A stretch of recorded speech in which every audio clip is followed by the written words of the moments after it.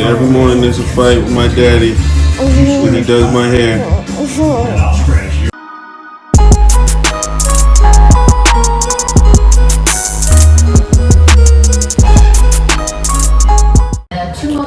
They're all done. Daddy, did you hear? So pretty. I can only do one style, but I think I did a pretty good job. Right? Have a kiss? Thank you. Every day or every other day, there's always something going on. In a Kroger parking lot or outside around a Kroger. Why are we doing all these crimes around K. Roger, yo? I'm trying to figure this out. Like, why Kroger? Don't nobody ever do shit at Publix, Ingles, Save-A-Lot, Piggly Wiggly? What do y'all have against Kroger? Yeah, TSD3, baby, I'm working on it. Let's get it. Abstract, Skylight.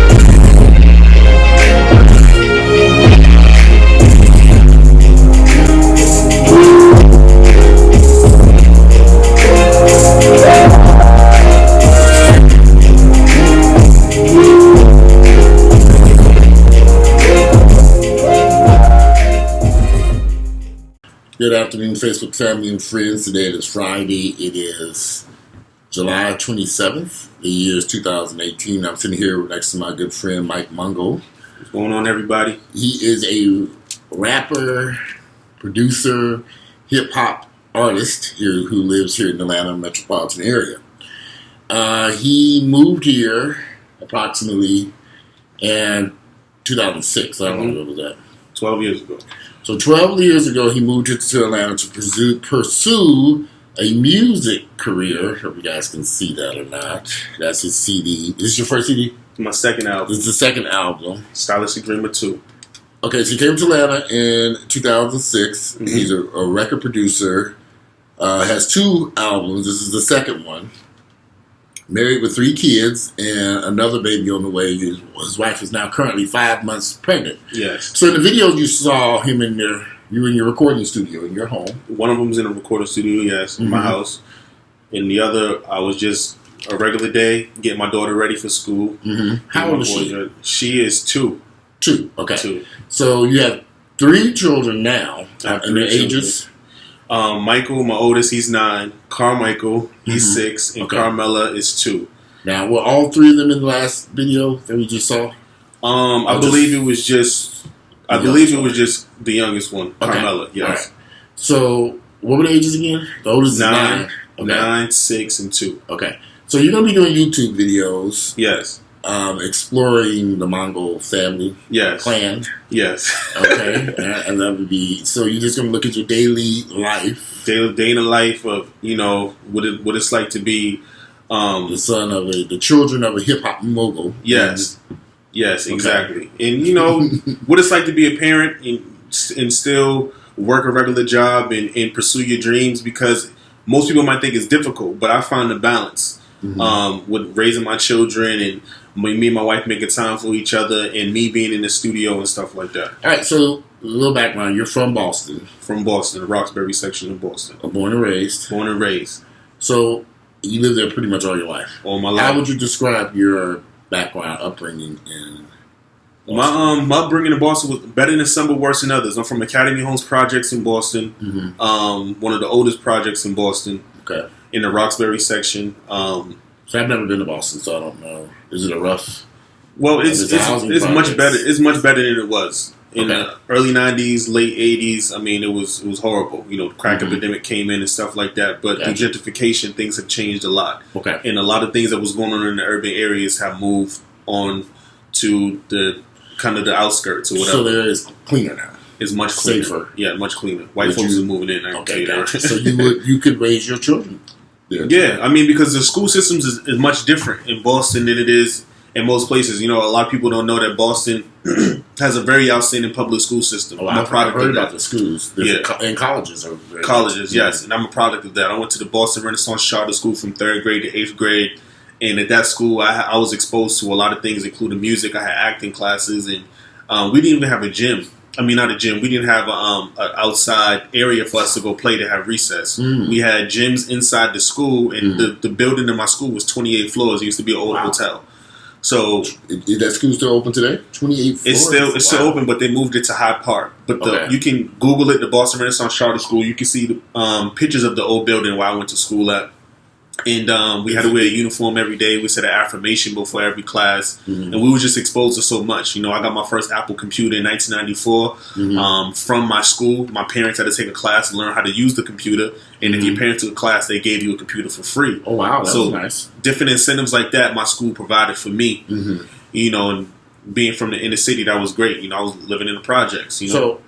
So what led you to move to Atlanta in 2006? I was going back and forth between New York. You know, New York and Boston are so close. And I was 17, you know, about to be 18, and I was 2006. In 2006, okay, yeah. And I kept seeing Atlanta on TV, and I'm like, what's going on in Atlanta? And at the time, I was working at Greyhound, so I could get bus tickets for free. So I would get bus tickets to different places. I would go to Toronto. I'd go to wherever. I'll go all over the place. And I got a bus ticket to Atlanta. I came home to my mother, like, I'm going to Atlanta. She was like, what? I was like, I'm coming right back. I'm just going to go check it out and see what's going on. I came down here, and, you know, I was looking for Ludacris' studio. I was looking for So Def, and I ended up going to a couple places, and I was like, well, I'm with it. I like it out here. Gotcha. And it was all because of the music scene. And when I came, that's when I was exposed to everything else that was going on. I was 36 in 2006, so I was much older. So you were just a little kid. Yeah. Coming from a city, coming to an urban environment. Yeah. How would you describe Atlanta versus Boston? It was... my motivation was always music, so whatever it took, I was going to do it. It didn't matter what it was. But the biggest difference is, I'm going to tell you this story. When I first came, my first week, I met this girl on Memorial Drive. Okay. That's when the Publix was over there before they turned it into a Ross, Memorial Drive. I lived right over there in Emerald Ridge. It's not called Emerald Ridge, the complex, but that was my first apartment. And I met this girl over there. That's technically up the street. Yeah. Okay. And I was like, yeah, you know, we can go out, whatever. And she was like, all right, cool. So I called her, you know, she got off work. And I was like, yeah, I'm going to come scoop you up. I'm going to call a cab. And she was like, a cab? And I was like, yeah, I'm going to call a cab. I'm going to come pick you up. We're going to go out. And she was like, oh, no, you ain't got no car. She hung up the phone on me. Because you're used to New York. I'm used to, you know, Boston, New York. You know, up north, you catch a cab, you go to the subway. Yes. That's a date. You so know, you came here without a car. Without a car, no nothing. Okay. I didn't know. I thought the subway system, because when I looked at the apartment online, it said it was by the transportation. Right. So I'm thinking it's within walking distance. Not knowing it's 2-3 miles, it's a troop down the road. Yeah. So that was a culture shock. That was my first culture shock. Now there wasn't any public transportation because I'm used to just hopping on the subway going. So this young lady turned down the date. She turned down the date. Did you ever speak to her again? I never spoke to her again. Okay. Never spoke to her again. That's interesting. So I always tell that it's a funny little story. It is hilarious. Because now in this day and age, I wonder with Uber, do people go on dates? Because a lot of these guys, a lot of people don't drive anymore. Yeah. Because there are a lot of people in your age category that would have been in your age category at the time, don't have cars. Yeah. They all use Uber. So I wonder if you're going on a date, is it okay to catch Uber? Maybe. I don't know. I don't know. You know, so that's all. That's really interesting. Atlanta is... I like... So you how long were you in the city limits of Atlanta? Because now you live out in the burbs. So my first apartment was, let's say, in Stone Mountain or Emerald Ridge on Memorial Drive. From there, I moved on Stanton and DeLoe. What is that? You went 166. Yeah, so I moved over there. The hood. Yeah. And to be perfectly honest with you, that's when I felt the most at home. Okay. I felt the most comfortable and at home when I was living on Stanton and DeLoe. Yeah, when I was living down there. Then from there, I moved on Lane Street off Langford Parkway, closer to Cleveland Ave. Okay. From there, that's when I met my wife, and she was living up in Sandy Springs. She was living. And so was going in between. I had a roommate at the time, and he was going back and forth whether he wanted to move back to Boston or stay out here and keep pursuing the music with me. Mm-hmm. And we had moved to Magnolia Park by the AUC. Gotcha. And that's when me and her started really kicking in heavy. And she was like, look, I'm not coming out there to come visit you. Mm-hmm. You're going to have to come up here to Sandy Springs. So that's when I got really exposed to that area. How long have you guys been married now? We've been married 9 years. 9 years. I'm sorry, we've been married 8 years. Forgive me. So what year did you marry? We married in 2010. 2010, okay. Yeah, we married 8 years. So this is coming up on 8 years. How does your wife feel about your music career? She supports it. Okay. I mean, when we first started dating, she was happy with it when you told her you were a rapper. I was up front and I told her, I was like, music is my first love, and if you can't get with this, then we can't be together. Okay, she was fine with it. And she was like, I was like, no, I told her everything what that means. Mm-hmm. Like, it's going to be a lot of late nights. There's going to be nights where, you know, I might keep you up with loud music and stuff like that because I'm inspired. I'm working on something. And she was with it, you know, and she's had my back through all of the tough times, you know, because you need a strong woman in this type of business and somebody who's going to be supportive because the money always isn't coming in, you know, and you spending a lot of money up front to. So I'm sure you invested a lot of money into your music career. Absolutely. Did it financially reward you guys in any way? Yes. It has? Okay. Yes. You know, I was able to, you know, buy my house. I have a home. I live in Decula. Mm-hmm. And we. Is your career where you want it to be, or are you still? No, it's not where I want it to be right now.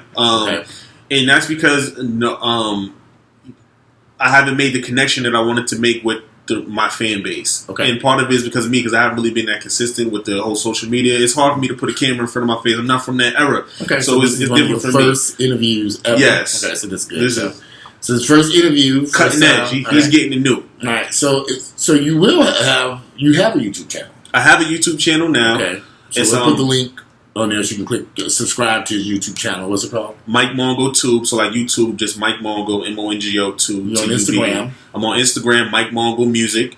My website, Mike Mangal Music. Everything else is Mike Mangal Music. So if they want to hear your music, like the music that I've heard on your CD, you can go to iTunes, Google Play. I'm not on Pandora. I might be on Pandora. I know I'm on Tidal, but I'm everywhere. You know, click on your phone, you can find me. Just type in Mike Mangal. You can Google Mike Mangal Music. Mike you can Mangal, find me. MikeMongo. I don't know if y'all can see that or not. It's kind of something like that. There you go. Okay. So, but this is on iTunes. Yes, it's on iTunes. Okay. So, do you have a strong fan base for your music? Yes. The following that I do have is a cult following. I believe that because your music to me has kind of a jazzy kind of feel to it to a degree. Is it what would you call it? Is it a hybrid hip hop jazz? I would say it's stylistic. That's why I call myself the stylistic dreamer, and my albums were called Stylistic Dreamer because it's kind of my own sound that I kind of created. But I call it good music. At the end of the day, I just call it good music because it's different from what's going on, what you hear on the radio and stuff like that. You know, the consistent hi-hats, 808s and stuff like that because I use a lot of live instrumentation in my music. Because you play all your instruments. Yep, I play the instruments and stuff like that. I produce the records. I play the keys. What other instruments do you play? Really, just play the keys. I dip and dab with the drums and stuff like that. Right. Nothing too heavy, but my mainstay is on the keys. So you did all the music on? Yes, I got some other producers on there. Monte Carlos, B. Dunn, Tone Jones, Mike Stacks. Those are other producers that I work with on this project right here. But I executive produced it.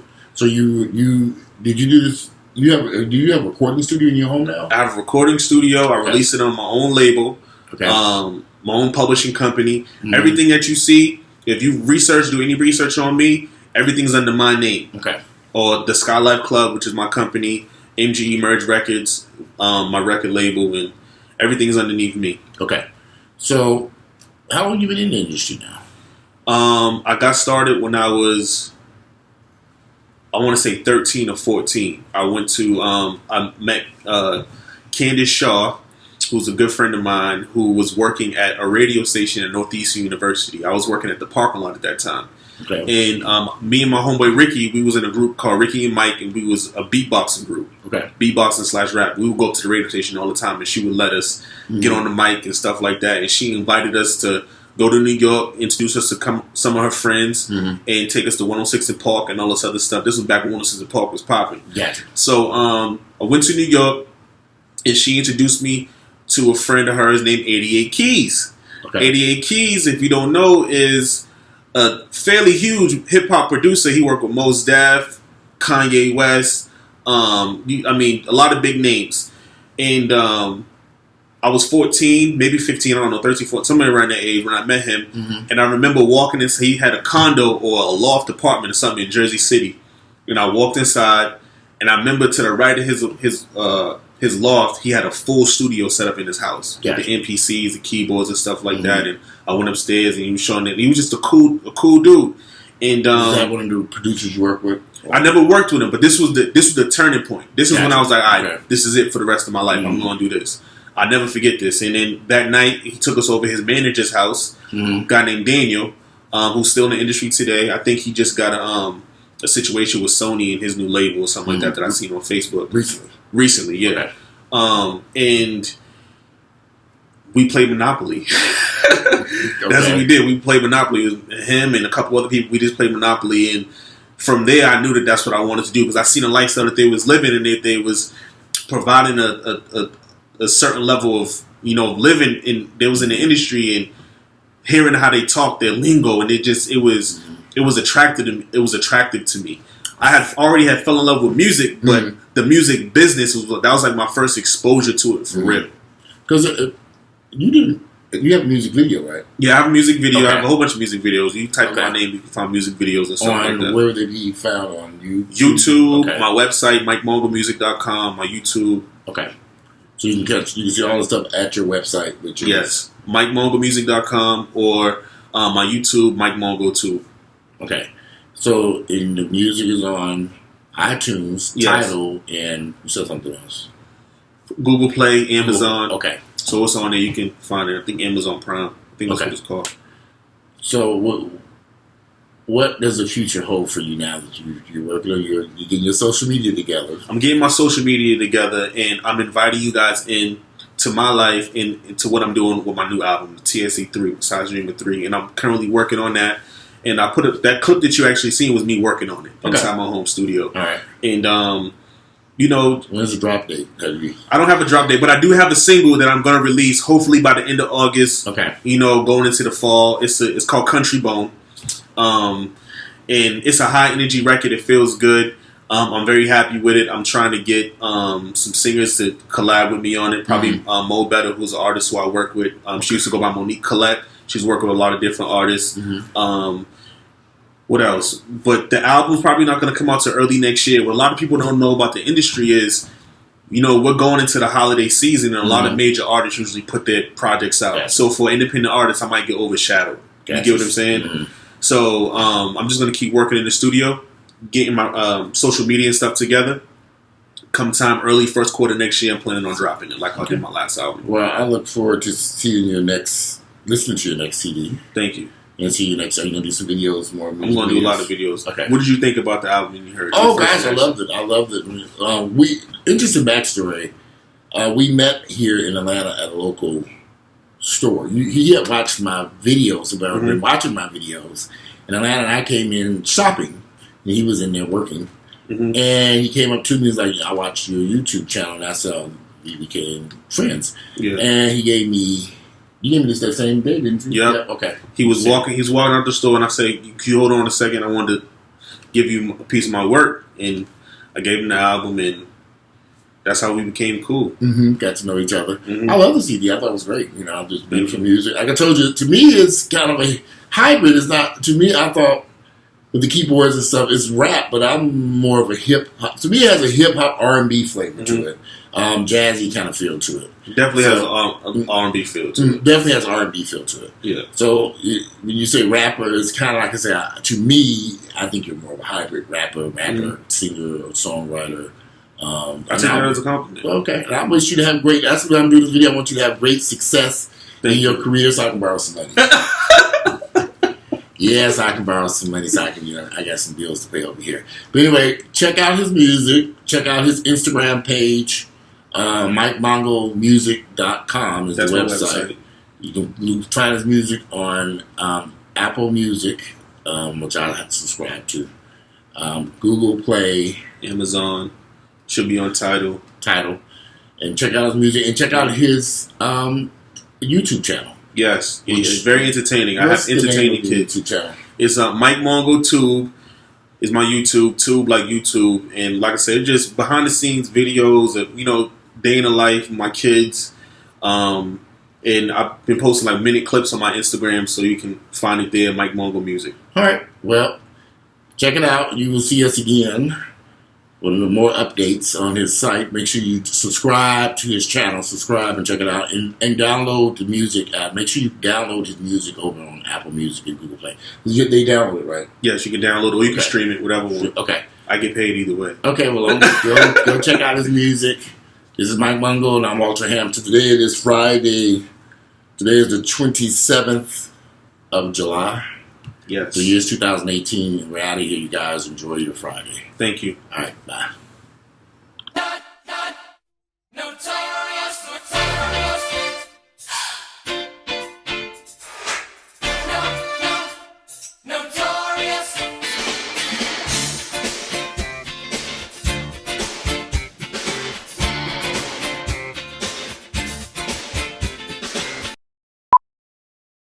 This is a take one. We're going to do a full run through. All cameras should be sunk on this